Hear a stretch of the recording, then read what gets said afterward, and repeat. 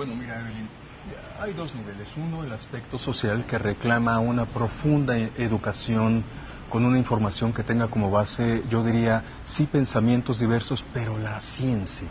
Porque efectivamente la sociedad puede maltratar fuertemente a diferentes personas, no solamente aquellas que tengan una preferencia sexual, sino aquellas que pertenezcan a estratos diferentes, que pertenezcan a una clase distinta, a una raza distinta. Claro. Estaríamos hablando de discriminación, de ahí que tenemos que educarnos para la diversidad.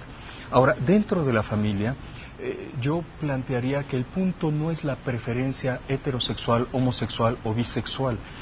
El punto es la capacidad de vínculo que pueda tener un sujeto para con otro sujeto, la capacidad de establecer un lazo afectivo que le permita establecer una relación benigna que promueva el desarrollo, el crecimiento, vamos, los poetas le llamarían amor. Cuando existe esta capacidad en dos individuos, independientemente de su preferencia, independientemente de su estrato, ese pequeñito estará bajo buen cuidado. Cuando no existe esa capacidad, aunque el individuo o la familia pertenezca a un estrato económico muy favorecido, o aunque la familia pertenezca y cubra todo lo que podría ser llamado como lo políticamente correcto, es altamente probable que ese pequeñito o pequeñita sufra abandono, sufra distintos tipos de maltrato. El aspecto sería la capacidad de vínculo, no la preferencia, la capacidad de vínculo. Yo de hecho por eso le quería preguntar, ¿qué daña más a un bebé? ¿El maltrato de una pareja heterosexual o el cuidado amoroso de una pareja homosexual? Mira, pero cuidado.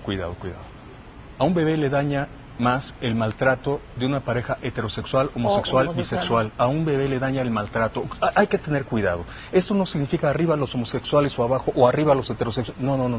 Esto significa que los individuos, independientemente de la preferencia que tengan, si tienen esta capacidad de vínculo, serán buenos ciudadanos, valga la expresión, ¿sí? Y habría que tratarles con las posibilidades que el Estado les debe de brindar, ¿sí?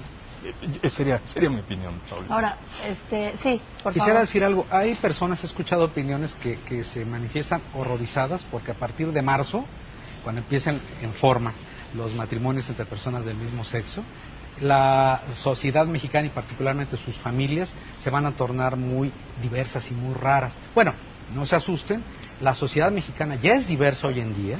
Las familias mexicanas en febrero de 2010 son enormemente variadas. Y podríamos decir, según datos estadísticos de CONAPO y de otras instituciones, que menos del 30% de las familias mexicanas se acercan tantito a ese ideal mamá, papá e hijos. Menos de 30%. Así es. ¿Por qué? Porque las familias en México están constituidas a veces por una madre soltera y sus hijos, a veces una persona sola, una mujer o un hombre, a veces los hijos que se independizan del yugo familiar y se van a formar su propia comunidad, y en ocasiones de dos mujeres que se aman o dos varones que se aman. Es decir, y muchas otras formas de familia extensa y reducida. Los divorciados que se van a casar. Así reconstruidas, es. familias reconstruidas. Y Luis Saldrete ha dicho algo importantísimo, algo fundamental.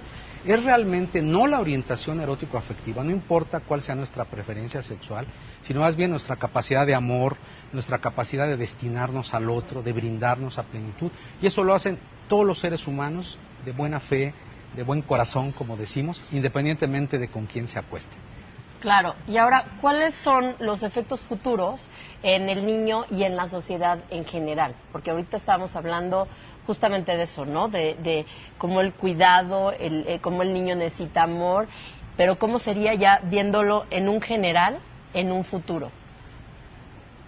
A mí me gustaría decir, perdón, si quieren. Adelante, por favor. Yo revisé recientemente una compilación, un metaanálisis de más de 100 estudios serios, científicos, que ha publicado la APA, la Asociación Psicológica de Norteamérica, donde se estudia precisamente a las parejas, a las familias homoparentales, a las heterosexuales, etcétera, y a la crianza y a la educación. Y ahí sabe que el desarrollo infantil de niños y niñas cuyos padres, mamá y papá, para hablar de roles tradicionales, son dos mujeres o son dos hombres, tienen un desarrollo psicosexual, una higiene mental absolutamente idéntica a los que son educados por personas de diferente sexo. Es decir, es un mito, es un estereotipo, es producto de la falta de información, esta creencia absurda de que, primero, que la homosexualidad se pega. Era lo que le iba a decir, porque que las mamás y los papás van a transmitir la orientación sexual. Sí. Pero por otro lado, hay que tener en cuenta otro elemento muy importante. La homosexualidad per se, la bisexualidad por sí misma no son el problema. El problema es la homofobia terrible, claro, y la prácticamente ausencia de cultura de respeto a la diversidad sexual. Creo que los seres humanos debemos aprender a respetarnos, a compartir el mundo, partiendo de nuestra diferencia. Somos diferentes en ideologías, en vestimenta, en a qué equipo de fútbol le vamos, en qué nos gusta comer, etcétera, etcétera. ¿Por qué vamos a ser idénticos en nuestra orientación sexual? Me parece que estos considerandos hay que tomarlos en cuenta. Claro. Usted, padre, ¿qué opina de esto que estamos platicando? Lo veo muy calladito, padre. Yo creo que... ¿Qué está pensando, padre? No, yo creo que, pues lo estoy escuchando, ¿verdad? Yo creo que lo que tenemos que partir ahorita no es en el respeto a la decisión homosexual o heterosexual que cada quien tome, sino aquí lo que yo creo que nos tenemos que centrar es precisamente en el derecho que también tiene el niño. Y el niño tiene derecho a recibir una educación integral. Yo creo que si nos centramos nada más en un aspecto y descuidamos los otros, tanto es negativo en la pareja heterosexual como en la homosexual. Y yo la experiencia que tengo es que en las parejas heterosexuales, educar integralmente a un niño les cuesta muchísimo trabajo. Y luchan continuamente para darles todo, las herramientas, los elementos. Y hay muchos estudios también que nos indican que una mujer en la educación del hijo le da ciertas características que el hombre no le puede dar. Y hay ciertas cosas que el hombre da que la mujer no puede dar. Y precisamente en esa combinación es en donde se tiene que dar la educación integral. De tal manera que si nosotros vemos nada más parcialmente el problema, pues podemos aceptar muchas cosas. Pero yo creo que el objetivo del ser humano es lograr el desarrollo integral. Me pongo un ejemplo. Si unos papás se dedican nada más a la educación intelectual del niño, descuidando su vida afectiva, pues están fallando, sea de lo que sea. El que adopte el que sea, de todas maneras va a fallar. Entonces, ¿cuál es el problema? Visto desde mi punto de vista, que una pareja homosexual de alguna manera corre el peligro, no estoy diciendo que sea así, corre el peligro de no darle esa educación integral a ese niño que tiene todo el derecho de recibir toda esa educación integral. Eso es lo que yo pienso. ¿Creen que se pueda dar una educación integral? Por supuesto que sí, de hecho lo hacemos. Y volviendo un poco a la pregunta anterior de qué futuro les espera a los niños, pues algunos de estos estudios que mencionaba David les han dado seguimiento a los niños por más de 20 o 25 años y se ha visto que cuando crecen se convierten en adultos más respetuosos de las diversidades, no nada más de la diversidad sexual o de la diversidad familiar, sino también de la diversidad cultural, religiosa, étnica, etcétera, porque son niños que están acostumbrados a vivir en la diversidad, a entenderla y a apreciarla. Entonces, pues son adultos más respetuosos, más tolerantes. Además, también se ha visto que toman decisiones con respecto a su propia sexualidad más conscientes, más responsables y más libres, ¿no?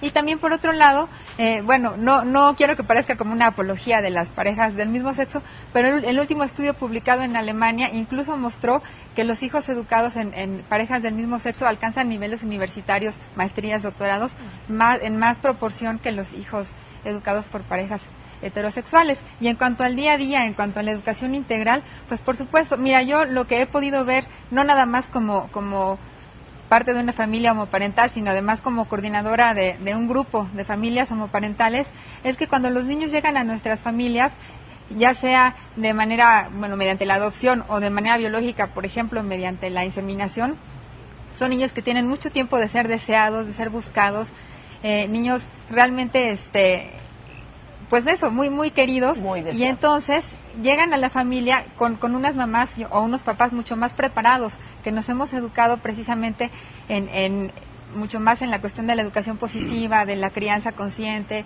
etcétera, y por lo mismo coincide esta cuestión que mencionaba David, de que somos familias menos violentas, ¿no?